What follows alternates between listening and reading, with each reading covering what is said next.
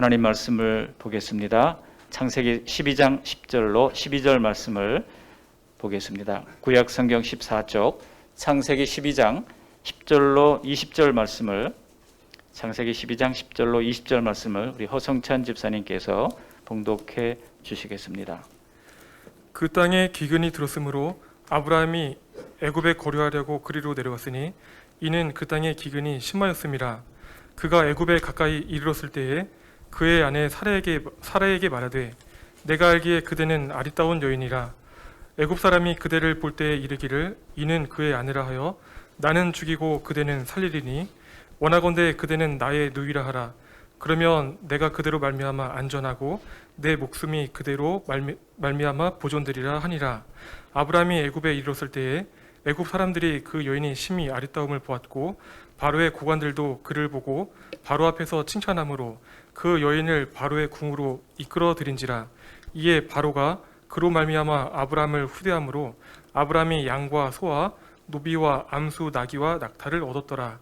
여호와께서 아브라함의 아내 사레의 일로 바로와 그 집에 큰 재앙을 내리신지라. 바로가 아브라함을 불러서 이르되 내가 어찌하여 나에게 이렇게 행하였느냐?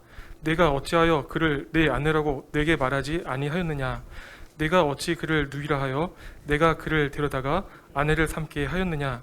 네 아내가 여기 있으니 이제 데려가라 하고 바로가 사람들에게 그의 일을 명하매 그들이 그와 함께 그의 아내와 그의 모든 소유를 보내었더라. 아멘. 아멘. 감사합니다. 우리 옆 사람 한번 인사하실까요? 잘 오셨습니다. 반갑습니다. 한번 인사하시겠습니다. 잘 오셨습니다. 반갑습니다. 감사합니다. 어느덧 5월이 지나가고 있습니다.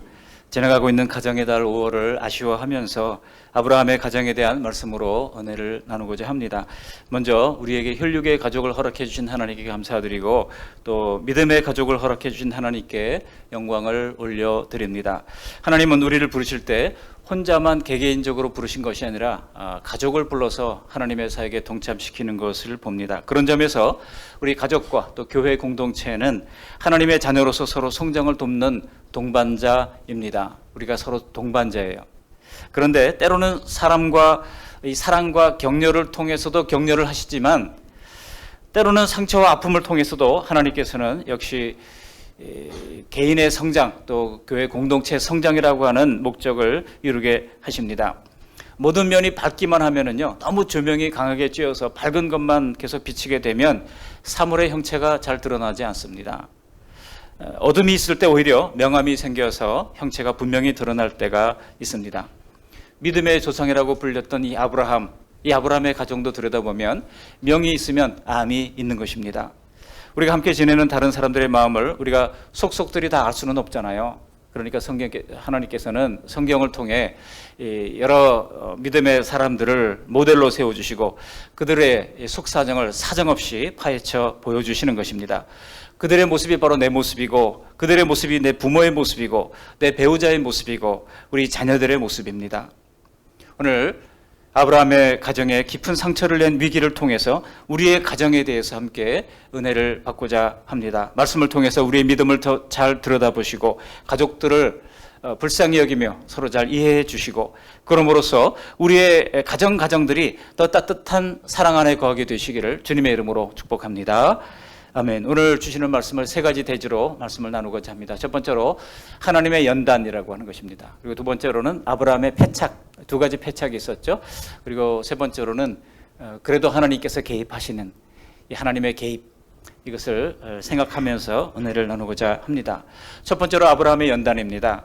그 연단이라고 하는 것은 바로 10절 말씀에 있는데요. 약속의 땅에 갔음에도 불구하고 그 약속의 땅에서 기근을 만났다는 겁니다. 약속의 땅에 머물러 있음에도 불구하고 기근을 만났다? 이거는 보통 일이 아니죠. 이게 하나님의 뭔가 뜻이 있는 겁니다. 이게 하나님의 연단이라고 하는 것이죠. 그럴 때 그 약속의 땅을 떠나면 안 됩니다. 여기 10절 말씀 보면 이렇게 말씀하고 있는데요. 우리 10절 말씀을 함께 읽어보시겠습니다. 그 땅에 기근이 들었으므로 아브라함이 애굽에 거류하려고 그리로 내려갔으니 이는 그 땅에 기근이 심하였음이라 그랬습니다. 그 땅에 기근이 들었으므로 그랬습니다. 우리가 창세기 12장 앞부분에 보면 놀라운 아브라함의 믿음을 발견할 수가 있습니다. 갈대아 우르에서 하나님이 갈 바를 알지 못하고 떠나가라 그랬는데 목적지를 정해준 것도 아니었어요. 주님께서 떠나라 그러니까 믿음으로 떠났습니다. 놀라운 믿음입니다. 여러분, 지금도 낯선 땅으로 이민 간다고 하는 것이 만만한 일이 아니지 않습니까? 그러니 고대 당시에 이렇게 이민을 떠난다, 이거는 목숨을 부지할지 장담할 수가 없었던 일이었습니다. 여러분, 요즘 같은 시대에도 이민을 간다고 하는 것은 결코 쉬운 일이 아니잖아요. 제가 하나님의 은혜 가운데서 선교단체 간사로서의 사역을 17년 정도 했습니다. 그리고 교회에서는 전도사부터 포함해서 부목사 8년을 포함해서 21년 4개월을 한 교회를 섬겼습니다. 그런데요, 제가 어느 순간 우리 대학 캠퍼스에서 학생들을 만나면서 같이 교제하고 시간 가는 줄 모르고 그들과 놀고 성경 공부하고 지내다가 보니까 시간이 많이 흐른 거예요. 근데 하나님께서 목회해야 되겠다는 마음을 허락해 주셔서 목회를 하려고 하는데 이 파라과이 한인교회에서 저를 부른 거예요. 파라과이 한인교회. 아순시온에 있는데요. 파라과이에서는 한인교회 중에서는 제일 큰 교회고 많은 선교사님들이 거기에 동력하고 있고, 근데 이제 문제가 생겨가지고 목사님이 떠나고 큰 분쟁 가운데 있는 교회였습니다. 그래서 하나님이 부르심인 줄 알고 제 아내한테 파라과이로 가야 되겠어. 그래, 아내가 거기 어디 있는 나라냐고. 근데 그때 마침 아순시온에 큰 지진이 나가지고 막 건물 붕괴되고 막 뉴스를 막 타고 있던 때입니다.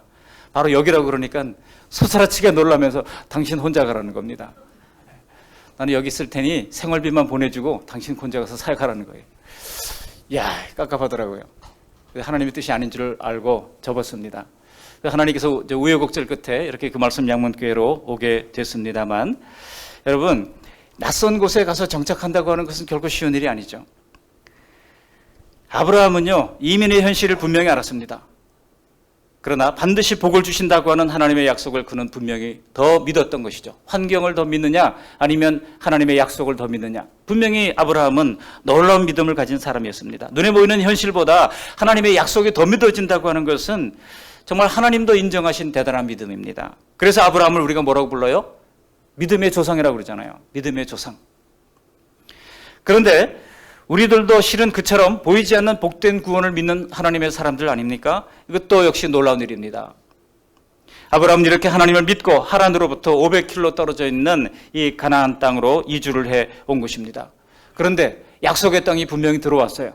분명히 약속의 땅에 들어왔음에도 불구하고 거기서 생존이 걸린 큰 기근이 들었다는 겁니다. 이게 웬일입니까?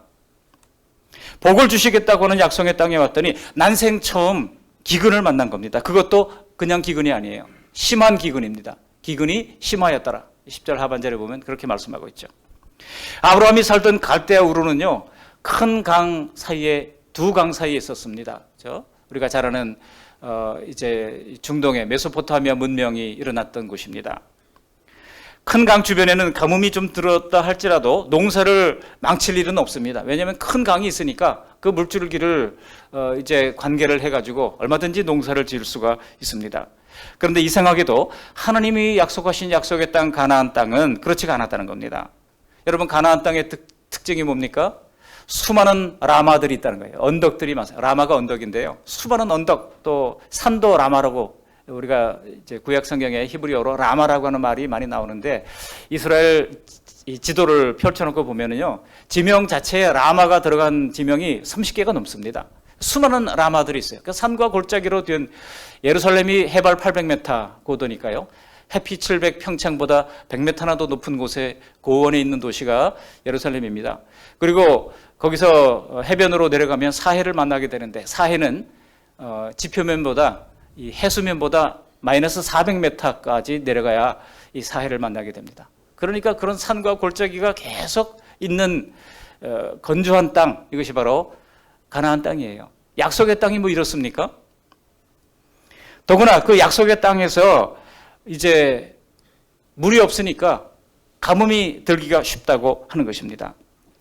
가나안 땅의 특징은요, 산과 골짜기로 이루어진 광야가 대부분입니다. 근데 여러분, 광야와 사막의 차이는요, 광야는 물만 있으면 농사가 되는 땅입니다. 사막은 물이 있어도 농사가 안 되는 땅이 사막이에요. 근데 다행히 이스라엘 땅은 광야예요. 물만 있으면 농사를 지을 수가 있습니다. 신명기 11장 11절에 보면 이 가나안 땅의 특징을 이렇게 소개를 하고 있습니다. 같이 한번 읽어보실까요? 너희가 건너가서 차지할 땅은 산과 골짜기가 있어서 하늘에서 내리는 비를 흡수하는 땅이요. 무슨 말입니까? 너희가 들어갈 이 가나안 땅은 오직 하늘에서 내리는 비로만 곡식과 포도주와 기름을 얻는 땅이라고 하는 겁니다. 일명 천수다비하느라 뭐예요? 천수전인 것이죠. 즉 가나안 땅은 풍부한 강에서 마음껏 물을 대서 농사를 짓는 땅이 아니라 오직 하나님이 비를 내려주시기를 바라면서 사는 곳이라고 하는 뜻입니다. 거기에는 강이 없습니다. 제가 강이 없다 그러니까 어떤 분이 요단강 있잖아요. 여러분 요단강이 강입니까? 춘천에 어떤 교회가 성지순례를 가서 성도들을 세례받는 교인들을 다 데리고 와가지고 거기서 침례를 하려고 요단강에서 침례를 하려고 했는데 마침 갈수기 때 가보니까 이게 종아리에도 안 차는 거예요, 물이. 이게 도랑이지 무슨 강입니까? 거기에 물이 얼마나 더러운지 말이죠.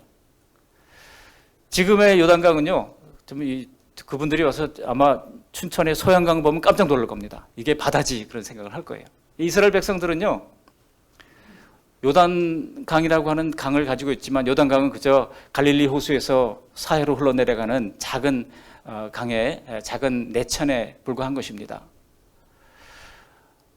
마태복음에 보면 갈릴리 호수를 호수라고 그러지 않고 바다라고 부릅니다. 근데 누가복음에 보면 갈릴리를 호수라고 그러지 않고 바다라고 그러지 않고 호수라고 꼭 불러요.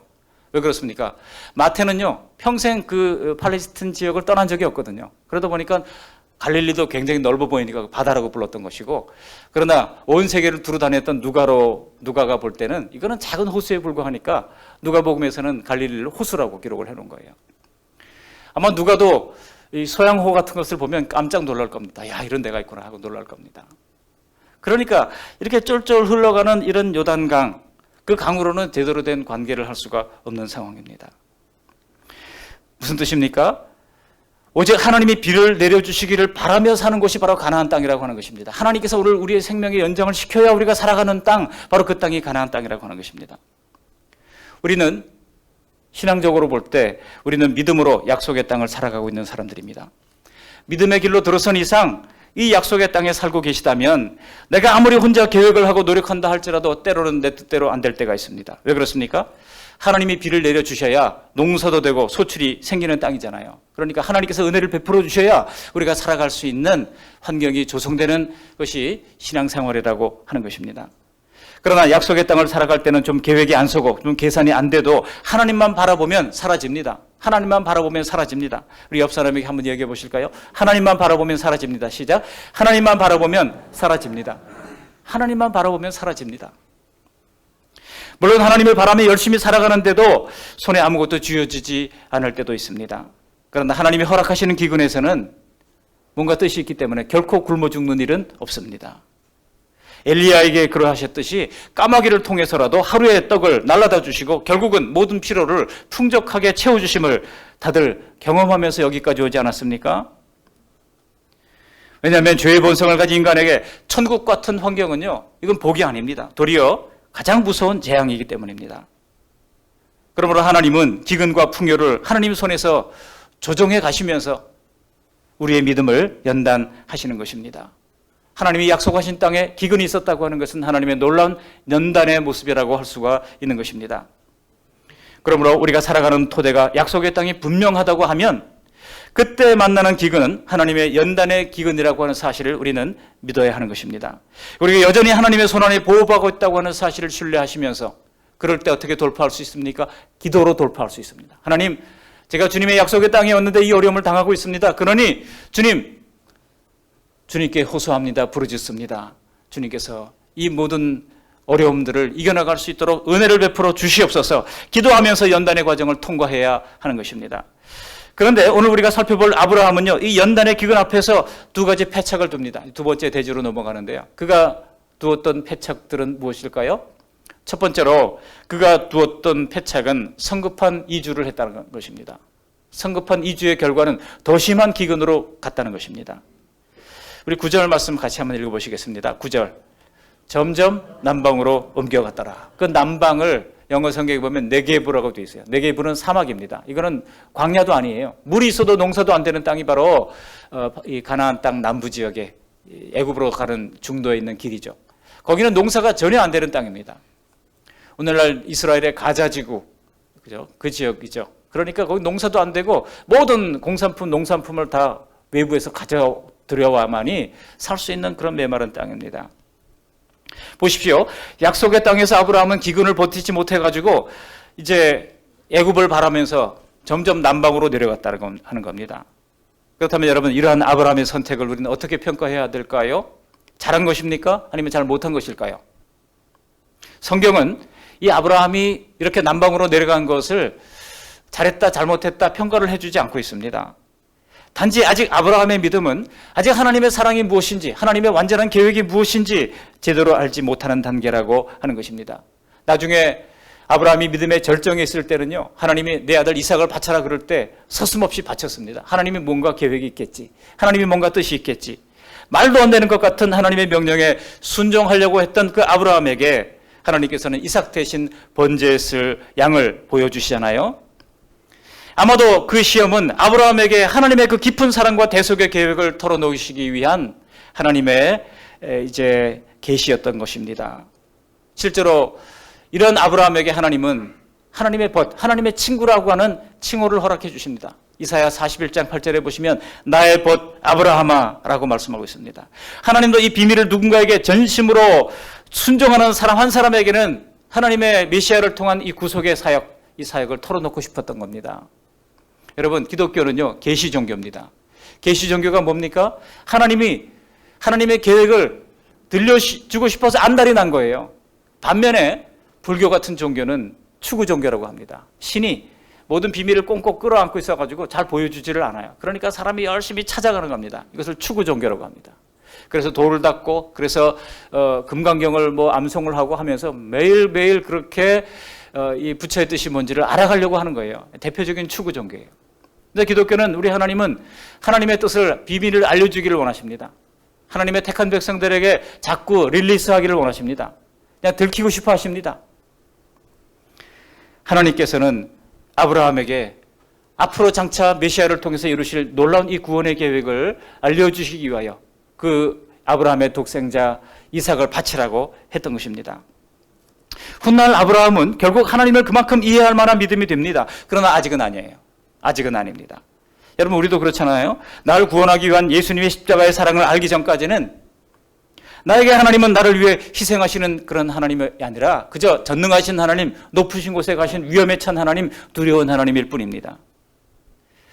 눈앞에 터들어가는 기근을 볼 때 함께 터들어가는 그 아브라함의 마음을 아시는 분이 우리의 하나님이십니다. 아브라함은요, 아내뿐만 아니라 조카 롯을 비롯해서 함께하는 식솔들이 많았습니다. 여러분, 창세기 33장으로 내려가 보면 아브라함이 얼마나 많은 식솔들을 데리고 있었는지를 알 수 있습니다. 어느 날 보니까 이제 아브라함을 대적하는 동맹 왕들이 와가지고 아브라함의 수경지를 점령을 해가지고 그의 아내와 그 조카 롯도 다 사로잡아간 거예요. 그래서 그때 어떻게 합니까? 자기 집에서 길리고 연습한 380명을 데리고 밤새도록 쫓아가서 아내를 찾아오고 롯도 다 찾아오고 그러는 이 아브라함의 용기와 담대한 모습을 볼 수 있습니다. 그러니까 아브라함이 보통 부자가 아니었다는 것이죠.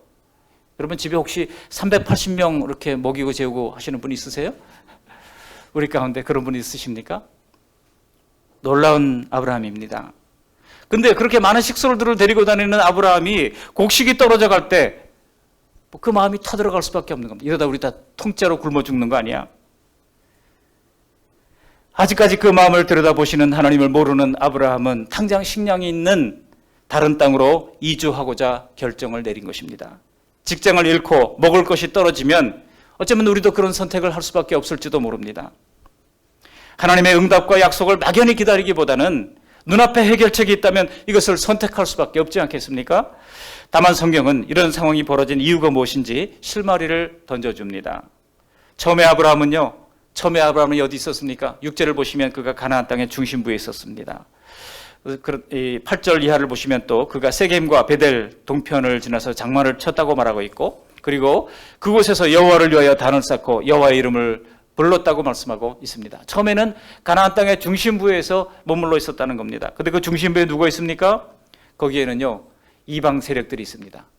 이 새롭게 들어온 이민자를 싫어하는 그런 터줏대감들이 거기에 살고 있어서 사사건건 아브라함에게 괴로움을 주었던 사람들이 있었다는 겁니다. 그런데 아브라함이 못 살겠으니까 도저히 여기서는 살 수가 없다. 그래서 그들이 없는 좀 넓은 지역, 그 지역으로 이동하고자 생각을 했다고 하는 것입니다. 6절을 보시면 그 중심부에는 이미 가나안 사람들이 살고 있었잖아요. 필시 가나안 사람들 틈에 사는 것이 만만치 않았을 겁니다. 요즘도 귀농을 했던 분들이 자신의 재산 다 팔아가지고 귀농을 했다가 거기 있는 이웃들과 잘 지내지 못해가지고 소송전이 걸리고, 그리고 어떤 경우는 자살하는 분들도 계시고, 힘들게 살아가는 그런 이야기들이 가끔 텔레비전에서 나오는 것을 보게 됩니다. 만만치 않습니다. 지금 하나님을 믿고 하나님이 약속하신 그 가나안 땅으로 왔지만은 당장은 땅도 없고 당장은 거기에 농토도 없는 상황입니다.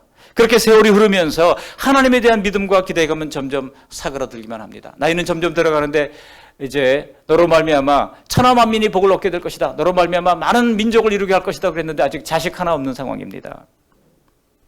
그러면서 하나님에 대한 기대감이 사라집니다. 한 해 한 해 지낼 때마다 달라지는 겁니다. 여러분, 우리의 믿음이요, 한때 금식기도원 올라가서 기도하고 나서 하늘을 찌를 것 같던 그런 믿음을 가지고 있다가도 한순간에 바닥에 떨어질 수 있는 것이 바로 우리의 믿음입니다. 그러나 우리가 그 어떤 환경일지라도 나를 먹이고 입히실 수 있는 하나님을 신뢰하지 못한다면 그 다음은 뻔합니다. 그래서 아브라함은 스스로 살궁리를 시작하는 겁니다. 점점 사람이 밀집되어 있는 이 중심부를 떠나서 좀 더 안전하고다고 생각되는 곳을 찾아서 움직이기 시작한 것입니다. 그 아브라함의 이동 경로는요, 정말 아브라함이 낯선 땅에서 스스로 살아남기 위하여 치열했던 삶의 흔적이라고 할 수 있습니다. 필시 우리의 믿음의 길에도 저마다 깊이 박힌 아픈 발자국들의 흔적들이 다 남아 있을 겁니다. 그런데 아브라함이 남쪽 변방까지 옮겨갔더니 어떻게 됐습니까? 오히려 더 큰 기근이 찾아왔다는 겁니다. 사막지대는요, 이 가나안 땅의 중심부보다 훨씬 더 취약할 수밖에 없는 사막에 불과한 것입니다.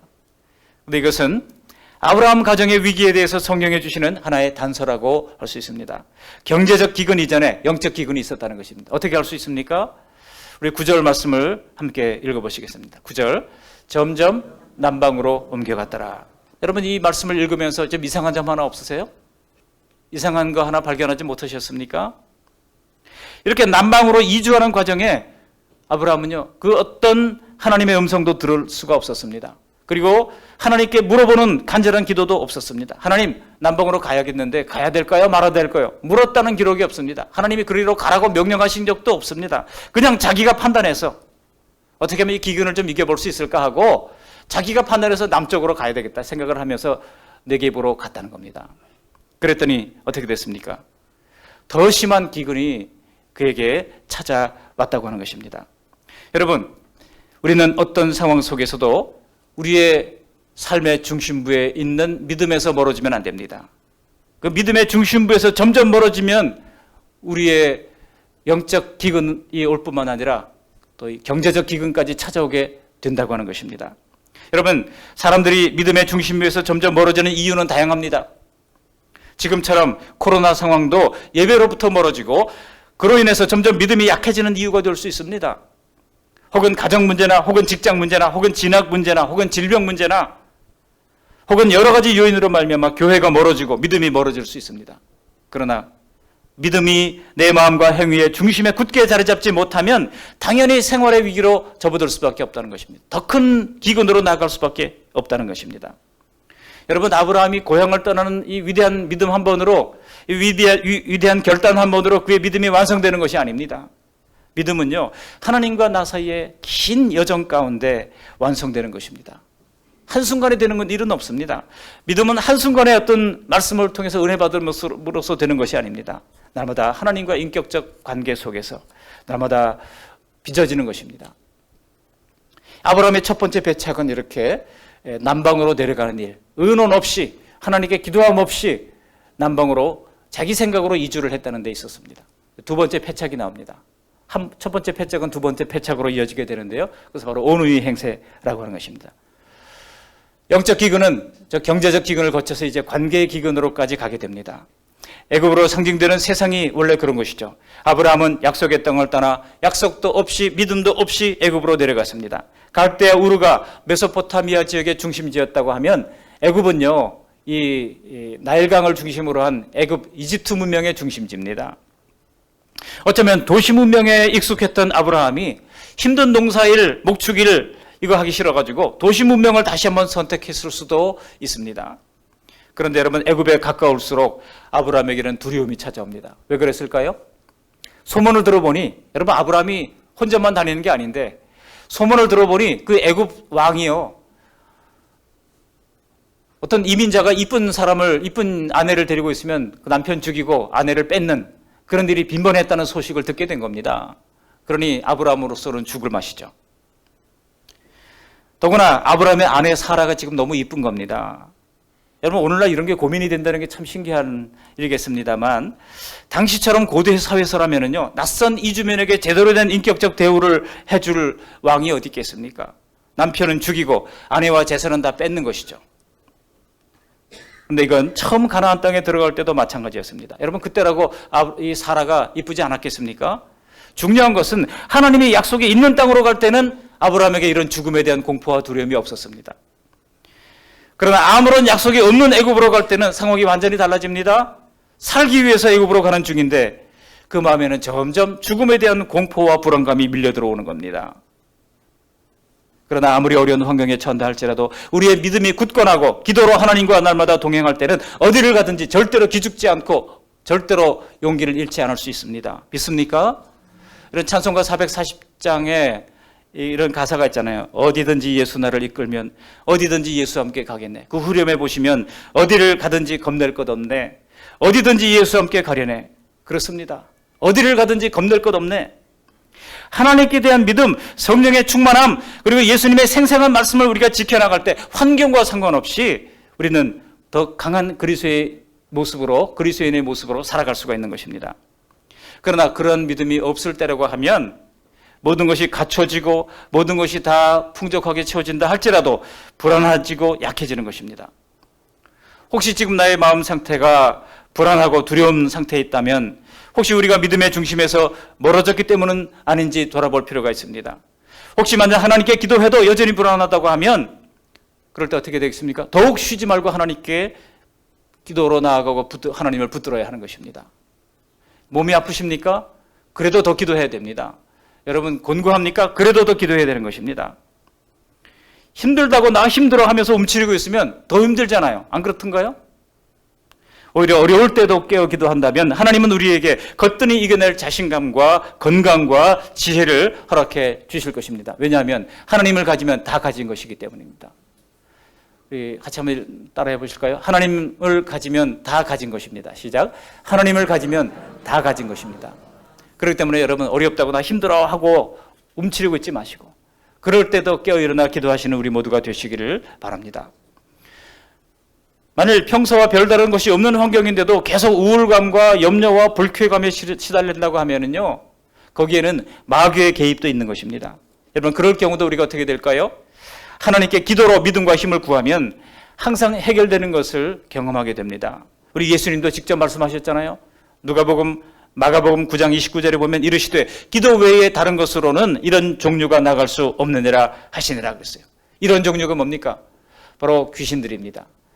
기도 외에 귀신이 쫓겨날 수 없다고 말씀하고 있는 겁니다. 그런데 아브라함은 안타깝게도 이때 기도하지 않았어요. 기도했다면 이런 자충수를 냈을 리가 없죠. 여기 13절 말씀 같이 한번 읽어보실까요? 13절을 함께 읽어보십니다. 원하건대 그대는 나의 누이라 하라. 그러면 내가 그대로 말미암아 안전하고 내 목숨이 그대로 말미암아 보존되리라 하니라. 여러분, 23절 말씀에서 무엇을 발견하셨습니까? 내 중심인 것을 알 수 있죠? 지금 아내 살아야 어떻게 되든지 말든지 내가 그대로 말미암아 안전하고 내 목숨이 안전하리라. 내 목숨만 지금 상관하고 있는 겁니다. 지금 아내가 어떻게 되든지 말든지 상관없는 거예요. 우선 내가 살고 봐야 되겠다 하는 겁니다. 아브라함은 지금 그래서 아내한테 부부가 아니라 온누이 행세를 하자고 이야기하고 있는 겁니다. 그런데 여러분, 이런 황당한 말을 꺼내야 하는 이 아브라함의 마음은 또 얼마나 힘들었겠습니까? 지금 아브라함은 이 말의 의미를 알고 있잖아요. 남편을 죽이고 아내를 끌고 갈 애굽인들이라고 하면, 남편 없는 여인이라고 하면 여러분, 그 당할 일이 뻔한 거 아니겠습니까? 사실 아브라함은 그렇게 가벼운 사람이 아니었어요. 바로 다음 장에 보시면 조카 롯을 떠나보낼 때나 또 가나안 땅 부족들과 전쟁을 하는 것을 보시면 아브라함은요, 우리와는 비교가 안 되는 엄청난 인격자라고 하는 것을 알 수 있습니다. 그런데 그럼에도 불구하고 아내에게 이런 말을 해야 하는 이 아브라함의 자존심은 산산이 부서졌을 겁니다. 또 이 말을 들어야 하는 사라에게 세상은 송두리째 무너져 내렸을 겁니다. 엄밀하게 말하자면 사라는요, 지금 믿고 따라왔던 남편에게 버림을 받은 것이라 마찬가지입니다. 아브라함의 가정에 가장 큰 위기가 닥쳐온 것입니다. 이 자리에 계신 여성도 여러분, 이런 아브라함이 비열하고 무능하고 파렴치한 인간 같습니까? 혹시 내 남편이 이렇게 말한다면 여러분 어떨 것 같습니까? 우리 김은정 집사님, 남편이 이렇게 우리 누이라 그러자 나는 살고 너는 어떻게 되는지 나는 모르겠다. 그럼 어떻게 하실 것 같아요? 예? 우리 김은정 집사님 한번 답변해 보세요. 안 살아. 야, 정말 어떻게 왜 결혼했어? 그러면 그런 얘기도 나올 것 같아요. 여러분, 근데 여러분 막상 그런 일이 닥치게 되면, 막상 우리가 막다른 골목에 처하게 되면 아무도 모릅니다. 우리가 어떻게 변할지 아무도 모릅니다. 제 자신도 몰라요. 아무도 모릅니다. 생존 환경에 생존이냐 아니면 죽음이냐 이런 환경에 우리가 처하게 된다면은 정말 내 남편도 내 아내도 이런 상황이라면 생존 본능이 우선일 수가 있습니다. 왜냐하면 인간의 본능은 남편이나 아내보다 먼저 내 생명을 아끼려고 하는 생존 본능으로 움직이게 되기 때문입니다. 그러므로 이런 아브라함을 향해서 우리가 무슨 파렴치한처럼 생각해서는 안 됩니다. 사악한 죄를 저지른 것처럼 생각해서는 안 됩니다. 오히려 인간의 연약함에서 나오는 가련한 행동이라고 우리가 받아줄 필요가 있습니다. 지금 아브라함처럼 인간이라고 하는 한계에서 나오는 약점들을 나도 가지고 있고 내 남편도 가지고 있고 내 아내도 가지고 있고 내 부모도 내 자식도 다 가지고 있습니다. 아니던가요? 그러므로 혹시라도 그런 경우를 만난다고 하면 저 인간은 어떻게 저렇게 될 수 있는가? 꼭 사람이라고 그러다가 꼭 그런 어려운 순간 만나면 저 인간으로 바뀌더라고요. 저 인간 어떻게 저럴 수가 있나? 여러분 그렇게 생각하지 마시기 바랍니다. 우리가 믿음이 있다고 해도 모든 약점과 죄가 한순간에 다 사라지는 게 아닙니다. 그러므로 그런 가족과의 연약함들은 믿음과 사랑으로 우리가 껴안을 필요가 있습니다. 내 약점도 마찬가지예요. 내 약점들이 다 있잖아요. 그 내 약점들을 자꾸 들여다보고 묵상하면은요, 나중에는 그런 내 자신이 미워지고 싫어지는 겁니다. 자존감이 약해집니다. 그러나 약점을 지고 사는 것이 괴로운 일이지만은 여러분 누구나 다 약점을 가지고 있잖아요. 사람들 사이에 민감하지 못한 나, 말도 잘 하지 못하는 나, 행동이 굼뜬 나, 끈기도 없는 나, 또 소극적이고 매력이 없는 나 등등등등 우리는 저마다의 약점을 다 가지고 있습니다. 내가 생각하는 나만의 약점들이 다들 많이 있습니다. 그런데 그것으로 문제가 생기고 상처를 받게 되면은 나 자신에 대해서 실망감에 빠지고 좌절하게 됩니다. 여러분 약점은 우리의 타고난 기질과 질기도로 엉겨붙어 있어가지고 고치기가 너무너무 힘듭니다. 그러니 나의 약점을 인정하는 것이 중요합니다. 내 약점을 너무 혹독하게 다루지 마시고 깨어날 수 있어야 합니다. 왜냐하면 약점에 자꾸 실망하면 그나마 가지고 있던 나의 장점도 잘 발휘되지 못합니다. 여러분 사람은 다 약점이 있으면 장점도 있게 마련입니다. 하나님은 우리에게 약점만 주신 것이 아니라 장점도 허락해 주셨어요. 장점을 자꾸 묵상하면 우리가 자신감을 가지게 되고 자존감이 높이게 됩니다. 그나마 가지고 있던 나의 장점도 제대로 살렸을 수가 없다면 너무나 안타까운 일이죠. 이것은 우리 자신에게뿐만 아니라 자녀들에게도 마찬가지입니다. 자녀들이 자꾸 약점만 보이죠. 여러분 그럴 때 너무 고쳐주려고 실랑이를 하다 보면 나중에는 그 약점이 그 자녀의 전체 인격처럼 보여가지고 자녀가 미워지게 됩니다. 모든 인간관계에 있어서 강철 같은 관계는 없습니다. 우리 모든 인간관계는 다 건드리면 와장창 깨지고 말 유리그릇에 불과한 것입니다. 보십시오. 영적인 기근, 삶의 기근으로 이어지고 그리고 그것은 관계의 기근으로까지 이어지게 되는 것을 볼 수 있습니다. 이렇게 막다른 골목에 치닫게 될 때, 더 이상 내려갈 수 없는 상황으로 치닫게 될 때 드디어 하나님께서 개입하십니다. 마지막 대지인데요. 왜 하나님이 개입하실까요? 이것을 우선 알아야 됩니다. 왜 하나님께서 개입하실까요? 그래서 하나님께서 우리를 만세전에 선택하셨기 때문입니다. 하나님이 택하신 백성을 하나님께서는 반드시 세워주시고 일으켜주십니다. 여러분 지금 애굽행의 결과는 참담했잖아요. 하나님과 의논하지 않은 채 성급히 결정을 했고 그리고 그 속에서 더 큰 기근을 만났고 결국은 관계의 기근까지 내려앉게 됐습니다. 그러나 그런 상황에서 결국은 하나님이 개입하십니다. 지금 좋기 중년이 넘은 나이였지만 여전히 아름다운 사라의 미모에 대한 소문이 결국 바로의 궁전에까지 들어가게 되잖아요. 아니나 다를까 바로 왕은 결국 즉각 사라를 왕궁으로 데려와서 아내로 삼으려고 합니다. 여러분, 일이 지금 걷잡을 수 없이 커지는 것입니다. 우리 하나님은 아브라함의 아내 사라를 열국의 어미를 삼아주셔서 그녀를 통하여 민족들을 이루시고 굳이 예수님을 보내셔서 모든 사람의 복이 되도록 부르셨던 겁니다. 그런데 사라가 바로 왕의 아내가 된다고요? 말도 안 되는 일 아닙니까? 너무나 황당한 일이 벌어진 겁니다. 그렇지만 그럴 수는 없는 일이죠. 바로 그 순간에 하나님께서 개입하신 것입니다. 지금까지 침묵으로 일관하시던 하나님이 바로의 집에 재앙을 내리시면서 전격 개입하십니다. 여러분, 우리가 하나님을 배제하고 살아갈 때 하나님은 침묵하십니다. 그러나 여전히 우리를 하나님은 지켜보고 계십니다. 만일 하나님이 아브라함과 사라를 지켜보고 계시지 않았다고 하면 어떻게 이 결정적인 순간에 개입하실 수가 있었겠습니까? 그래서 하나님은 사라가 죄악의 상황에 빠지지 않도록 하나님께서 개입해 주십니다. 최악으로 곤고에 빠지지 않도록 지켜주십니다. 그래서 이 바로에게 재앙을 내리시는 거예요. 성경은 그 재앙이 무엇인지를 기록하고 있지는 않지만 이 재앙에 놀란 바로 왕은 아브라함을 나무라면서 사라와 자기가 준 선물들까지 다 들려가지고 다시 아브라함에게 이제 가나안 땅으로 돌아가도록 조치를 하고 있는 것을 볼 수가 있습니다. 그래서 여러분, 다음 장에 보시면 가나안 땅으로 돌아가는 아브라함에게 가축과 은금이 풍부했다고 기록을 하고 있습니다. 여러분, 이 사건으로 가장 큰 아픔을 당한 사람이 누굽니까? 아브라함이 아니라 사라겠죠.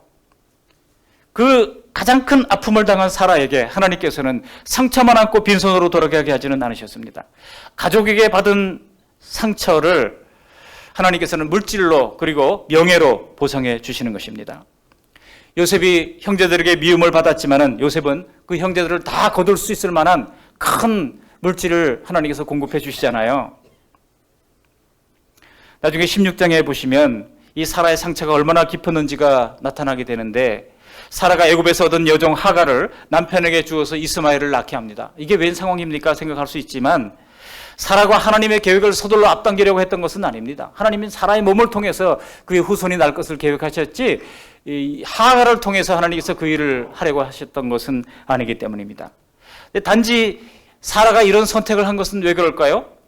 왜냐하면 다시는 이 애굽 땅에서의 치욕을 그가 당하고 싶지 않았기 때문입니다. 그래서 그렇게 되지 않으려면 얼른 아기를 안아보고 싶었던 겁니다. 종을 통해서라도 얼른 아기를 안아보고 싶었던 겁니다. 그리고 그 사건 이후에 어떻게 됩니까? 부부 사이의 문제가 주도권이 누구에게로 넘어간지 아십니까? 바로 사라가 거의 주도를 하기 시작한다는 것을 알 수 있습니다. 왜냐하면 아내를 지켜주지 못했던 아브라함으로서는 가장으로서의 리더십을 상실했기 때문입니다. 예수님 안에서 성령의 새 사람을 입은 우리는 가족들에게 받은 상처를 너무 깊이 묵상하지 마시기 바랍니다. 좀 잊으십시오. 좀 잊어버리십시오. 우리 옆 사람에게 한번 얘기해 보실까요? 좀 잊으세요. 시작. 좀 잊으세요. 네. 특별히 여성도들이 꼭 잊지 않더라고요. 네. 옛날 30년 전까지 다 거론하면서 어떻게 그렇게 차곡차곡 쌓아가지고 그렇게 페이지마다 다 얘기를 하는지, 남자들이 절대로 불리하게 돼 있어요. 네. 그 기억 못 하거든요. 조목조목 기억하면서 들이대는데 뭐 두 손 두 발 다 들게 되는 것이죠. 근데 여러분, 성경은 뭐라고 말합니까? 좀 잊으라는 겁니다. 좀 잊으세요. 그들의 약점을 우리가 이해해주고 그들의 약점을 좀 받아줘야 할 이유는 죄짐을 지고 살아가는 모든 사람들이 다 불쌍한 존재이기 때문입니다. 그래서 여러분, 성경은 뭐라고 말씀하고 있습니까? 서로 불쌍히 여기라고 그랬어요. 알고 보면 우리가 다 불쌍한 사람들 아닙니까? 옆 사람 얼굴 잠깐 3초만 한번 쳐다보세요. 불쌍해요, 안 해요? 알고 보면 다 불쌍한 사람들이에요. 그러니까 서로 불쌍히 여기라고 말하고 있는 것입니다. 대신에 우리는 단 한 번도 우리를 실망시키거나 섭섭하게 하거나 배신하지 않으시고 목숨을 주실 만큼 나를 사랑하시는 우리 구주 예수님만을 한결같은 나의 위로로 삼고 한결같은 나의 구주로 삼고 날마다 깊이 묵상하는 우리 모두가 되시기를 바랍니다. 그렇지만 아브라함이 애굽에 겪었던 이런 모든 수치스러운 경험은 그에게 무의미한 것만은 아니었습니다. 아브라함은 생존의 위협을 느끼기 전까지는 자신이 얼마만큼 하나님을 사랑하는지 잘 몰랐어요. 각종 시험을 통하기 전까지는 그의 믿음이 정말 대단히 큰 믿음처럼 생각을 했습니다. 여러분, 우리는 그런 모든 시험을 통과하면서 내 믿음의 꼬라지를 알게 되는 겁니다. 내가 여기까지밖에 안 되는 존재였어? 적나라하게 하나님 앞에 드러나게 되는 것입니다. 아브라함은 자식을 낳지 못하는 사라를 버리지 않았습니다. 다른 여자를 통해서 자식을 얻으려고 하지도 않았습니다. 오히려 사라가 주도를 했죠. 아브라함은 죽음의 두려움을 느끼기 전까지는 자기가 사라를 목숨처럼 사랑하는 줄 알았어요. 나처럼 아내를 사랑하는 남자 나와보라고 그래. 아마 그랬을 것 같아요. 그러나 생존이 걸리자 달라졌습니다. 아내보다도 자기를 더 걱정하는 근원적인 인간의 두려움, 인간의 이기심이 발동하게 된 겁니다. 그리고 그 자신의 존재의 실체를 보게 된 겁니다. 왜 하나님은 우리에게 때때로 인생의 기반이 흔들리고 지축이 무너지는 것 같은 위기를 허용하시는 걸까요? 바로 그것을 통해서 내 인생에 있는 모든 죄와 나쁜 동기들이 적나라하게 드러나게 하시고자 하시는 것입니다. 우리에게 육체의 고통이나 생활의 빈곤이 단지 우리를 고생시키는 것이라고 한다면 무슨 의미가 있겠습니까? 때로 빚에 쪼들리고 당장 쓸 돈이 없어서 쩔쩔매를 봐야 내가 얼마나 돈에 범죄하기 쉬운 사람인지를 우리가 깨닫게 되는 겁니다. 이렇게 자신의 죄성의 실체를 보고 경악한 사람만이, 내가 요 정도밖에 안 되는 사람인 줄을 아는 사람만이 우리는 황급히 예수 그리스도의 십자가 앞에 손을 내밀 수가 있는 것입니다. 그러므로 약속의 땅의 기근은 결코 나쁜 것만은 아니었습니다. 오히려 죄성으로 충만한 인간에게 천국 같은 환경만큼이나 위험한 것은 없습니다. 여러분, 지난해 우리 교회에 와서 간증했던 우리 윤설미 자매 알죠? 우리 윤설미 탈북민, 금성학원 출신. 얼마나 참 중국에서 또 북한에서 5년 동안 감옥 생활도 하면서요. 죽을 고비를 여러 번 넘겼습니까? 근데 그 간증 제목이 여기가 천국입니다잖아요. 왜 여기가 천국이라고 그랬는가 궁금해서 들어보니까 워낙 너무나 고생을 많이 해서 우리 대한민국에 오니까 모든 제도나 이런 것들이 너무나 살기 좋고 그래서 여기가 자기는 천국 같다는 거예요. 그래서 제가 그때 속으로 생각했어요. 아직 우리 설미자매가 더 믿음이 자라야 되겠구나. 여러분, 이 세상의 모든 건 다 가져봐야 나중에 뭡니까? 다 허망하고 쓸데없는 거잖아요. 다 허망한 겁니다. 그 무의미 속에 우리가 빠져들 수밖에 없는 것인데 정작 우리가 붙잡아야 할 하나님을 붙잡지 못하고 예수님을 붙잡지 못한다고 하면 이 세상의 모든 부귀영화가 무슨 소용이 있겠습니까?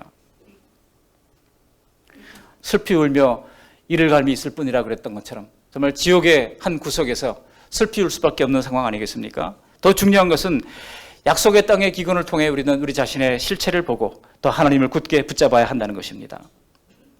때로 갈등이 생기고 고민이 되고 근심의 마음이 무거워지고 그런 상태가 사실은 우리 같은 죄인들에게는 영적 차원에서는 훨씬 더 나은 환경인 것입니다. 여러분, 저도 개인적으로 여러 가지 좀 채워지기를 바라는 것들이 있습니다. 그러나 모든 것이 다 충족됨으로 말미암아 하나님을 바라보고 예수님을 더 의지하지 않게 된다면 차라리 좀 부족한 지금이 훨씬 더 낫다고 저는 믿습니다. 결국은 우리의 모든 결핍이 자기 내면에 있는 것을 보게 되는 것이고 탄식하면서 하나님을 바라보게 되는 것이고 비로소 하나님의 계명을 지키는 것만이 가장 현명한 것임을 알게 되는 통로이기 때문인 것입니다. 그 모든 것을 다가오는 여러 기근을 통해서 알게 해 주시는 것입니다. 그중에 나와 함께 부름받은 우리 가족들, 나와 관계하는 모든 사람들, 믿음의 공동체, 이런 사람들이 때때로 우리에게 악역을 하기도 합니다. 여러분, 그럴 때 왜 저 사람이 나에게 저런 행동을 하지? 그렇게 생각하지 마시기 바랍니다. 여러분, 무고했던 다윗이 사울을 피해서 10년 동안이나 쫓겨다녔잖아요. 그러면서도 사울을 원망하지 않았습니다. 하나님이 사울을 통해서 나를 연단하시는구나. 그가 그 사실을 알았기에 사울을 죽일 수 있는 기회가 2번이나 있었음에도 불구하고 그는 죽이지 않았습니다. 그러므로 내게 악역을 감당하는 그 사람이 아니라 주님이 나를 상대하고 있다고 하는 사실을 기억하시면서 그런 관계로 말미암아 괴로워하면서 그런 관계에 집착하는 데서도 우리는 자유롭게 될 수가 있을 것입니다. 오늘 본문 말씀에 하나님의 구원의 손이 우리를 항상 붙잡고 계심을 더욱 확신할 수 있기를 바랍니다. 우리를 택하셨다면 하나님께서 우리를 붙들어 주십니다. 아브라함을 다시 가나안 땅에 데려다 놓으시듯 어떻게든지 하나님은 택한 백성에게 구원을 베풀어 주시는 분이십니다.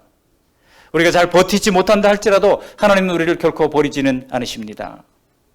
그러나 우리가 어떻게 사느냐, 이 땅의 가정과 교회가 내 인생의 천국이 될 것이냐 아니냐를 결정하는 요소가 되는 것입니다. 그러려면 어떻게 됩니까? 하나님의 연단의 기근을 만날 때라도 성급하게 도망치지 마시기 바랍니다. 믿음의 중심에서 떠나지 마시기를 바랍니다. 항상 믿음의 땅에 거하시기를 바랍니다. 만일 도망치면 오늘 말씀에서 보셨듯이 그 시험은 더욱더 악화되는 것입니다. 작은 패착이 더 큰 패착으로 이어집니다. 그러나 나중에 보시면 여러분 창세기 22장에 내려가서야 비로소 아브라함의 믿음이 완성 단계에 접어드는 것을 볼 수 있습니다. 바로 이삭을 제물로 바치라고 할 때죠.